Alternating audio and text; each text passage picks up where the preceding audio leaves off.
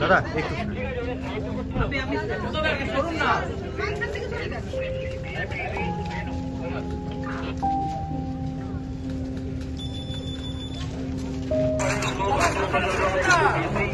আমাদেরকে জানাবেন, তাহলে আমরা ভিআইপিকে 10-15 মিনিট অ্যান্টি চেম্বারে হোল্ড করাতে পারি। কোনো বললাম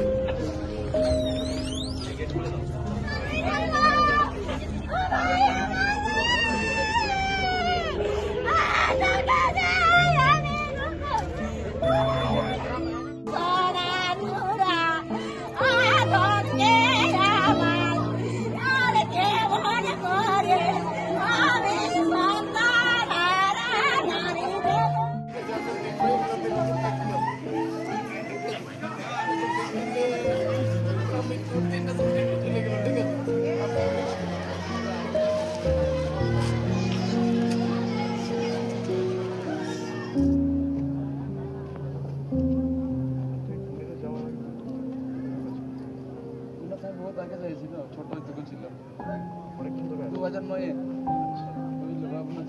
2009 থেকে 2026 ওই তখন আছে খালি মাঝে 2-4 বছর লকডাউনের সময় নাই যাইছে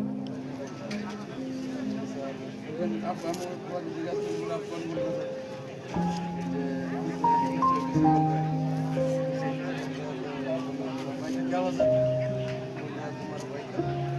थोड़ा चोट लगा है पुलिस की आ जाओ ठीक है सर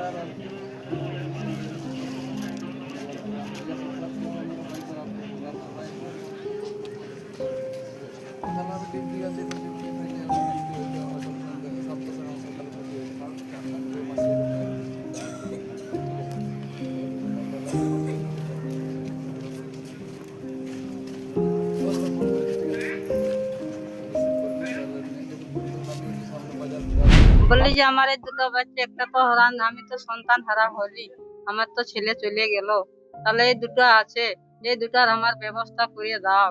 আমার আর অন্য কিছু চাই নাই, আমার এই দুটো ছেলের আমার ব্যবস্থা করে দাও, আর বাহারে যাতে ছেলেকে আমি দিব নাই। আপনি খুশি অভিষেক বাবু এসেছে আপনাদের পাশে এসে দাঁড়িয়েছে? হ্যাঁ হ্যাঁ ভরসা পাচ্ছেন? হ্যাঁ হ্যাঁ কি বললেন অভিষেক বাবু?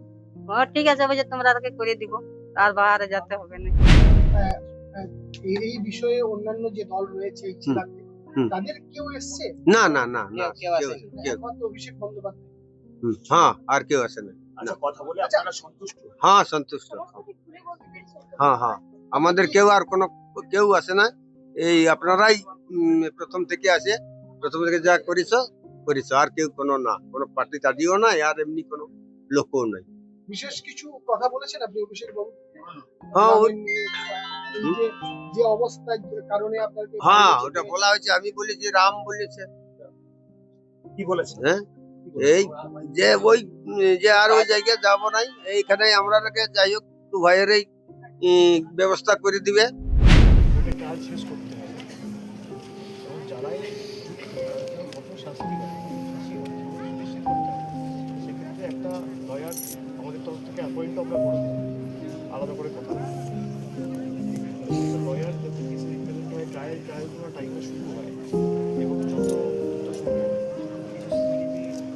ওরা পেয়েছে সেগুলো ধরে কোর্টে পরিবেশন করে যারা যুক্ত তাদের চিহ্নিত করে এই চাপটা দিতে হবে, যাবার ব্যবস্থা থাকার মধ্যে সমাপ্ত করতে হবে। আমাদের 5 জন যাবার গাড়ি সব যারা এসে তাদের জন্য কঠোর শাস্তি,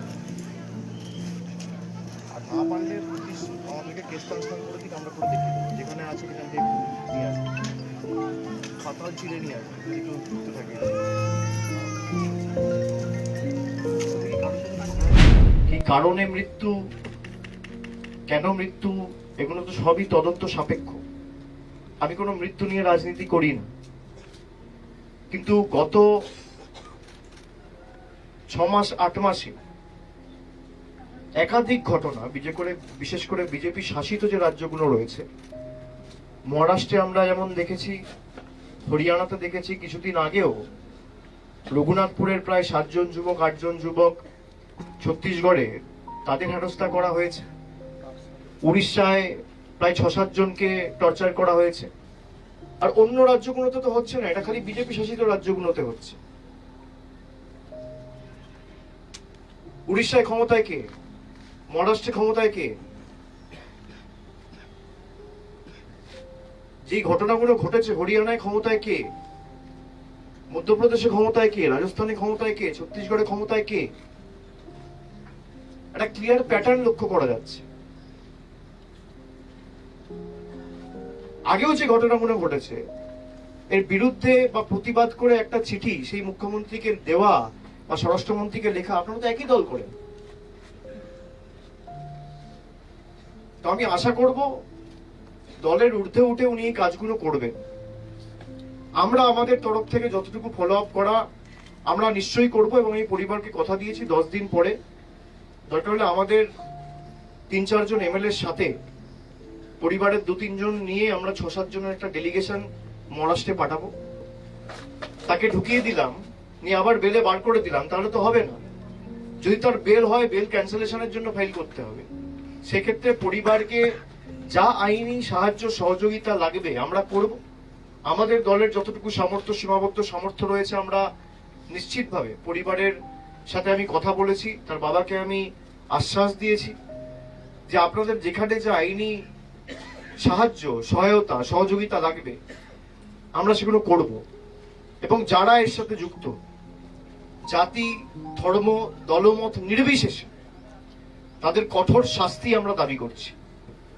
কিন্তু তার সাথে সাথে 7-10 দিনের মধ্যে কোন রকম কোনো ব্যবস্থা না নিলে, এবং যারা করেছে শুধু ব্যবস্থা নিলেই তো হলো না।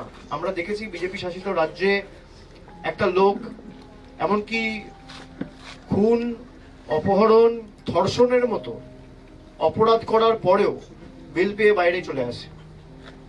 তাদের বিরুদ্ধে চার্জ ফ্রেম করা, ট্রায়াল শুরু করা এবং নির্দিষ্ট সময়সীমার মধ্যে ট্রায়াল শেষ করে অভিযুক্তদের দোষী সাব্যস্ত করা, এই দায়িত্বটা মহারাষ্ট্র পুলিশের।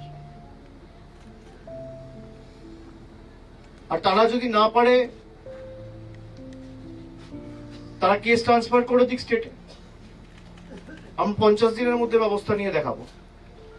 পুরুলিয়া জেলায় বিজেপির সাংসদ রয়েছে। আমরা যেভাবে তৎপরতার সাথে রাজ্য পুলিশ প্রশাসন এটা মহারাষ্ট্রের সাথে, মহারাষ্ট্র পুলিশের সাথে, মহারাষ্ট্রের রাজ্য সরকারের সাথে টেক আপ করেছে, মহারাষ্ট্রের সরকার বিজেপির।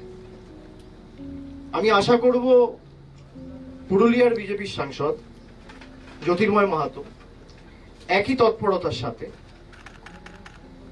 একইভাবে উদ্যোগ নিয়ে যারা এই অপরাধের সাথে যুক্ত তাদের বিরুদ্ধে যাতে মহারাষ্ট্রের পুলিশ প্রশাসন দ্রুত ব্যবস্থা নিয়ে ট্রায়াল কমপ্লিট করে তাদের দোষী সাব্যস্ত করে, সে নিয়েও দরকার হলে মহারাষ্ট্রের মুখ্যমন্ত্রী এবং দরকার হলে কেন্দ্রের স্বরাষ্ট্রমন্ত্রীর সাথেও কথা বলবে। ঘটনাকে নিয়ে রাজনীতি করার চেষ্টা করছেন। হ্যাঁ, আমি পুরুলিয়ার সাংসদ হিসেবে আমার একদম দায়িত্ব আছে, কর্তব্য আছে, আমি কর্তব্য পালন করছি। সেই জন্য ঘটনা শোনার সঙ্গে সঙ্গে সেখানে প্রশাসনের সঙ্গে কথা বলা, সেখানে যাদের যাদের সঙ্গে আমার মনে হয়েছে কথা বলার, আমি সঙ্গে সঙ্গে কথা বলেছি, খোঁজ খবর নিয়েছি। এবং যে এটার মূল দোষী আমিন শওকত শেখ, যাকে পুলিশ অ্যারেস্ট করেছে, আমি চাইবো তাকে ফাঁসিতে ঝোলানো। শুধু কোনো সামান্য পানিশমেন্ট নয়, একদম মৃত্যুদণ্ড হওয়া উচিত তার। আপনি কিন্তু তার নাম জেনে শুনে একবারও নিলেন না। কারণটা কি? আপনার ভোট ব্যাংক যে নষ্ট হয়ে যাবে। আপনার দুধেল গাইদের যে নাম আপনি নেবেন না আপনার মুখে। কারণ বেলডাঙ্গার ঘটনায় আমরা দেখেছি কি ছিল। পালামো ঝাড়খণ্ডে আলাউদ্দিন শেখ নামে একজন যুবক কাজ করত, কিন্তু ঘন্টার পর ঘন্টা নয়, কয়েকদিন 2-3 দিন অচল করে দিয়েছিল বেলডাঙ্গা মুর্শিদাবাদকে আপনার দুধেল গায়েরা। আপনি কিন্তু একবারও সেখানের বিষয়েও কিছু বলেননি। ফলো করুন সংবাদ প্রতিদিন ডিজিটাল।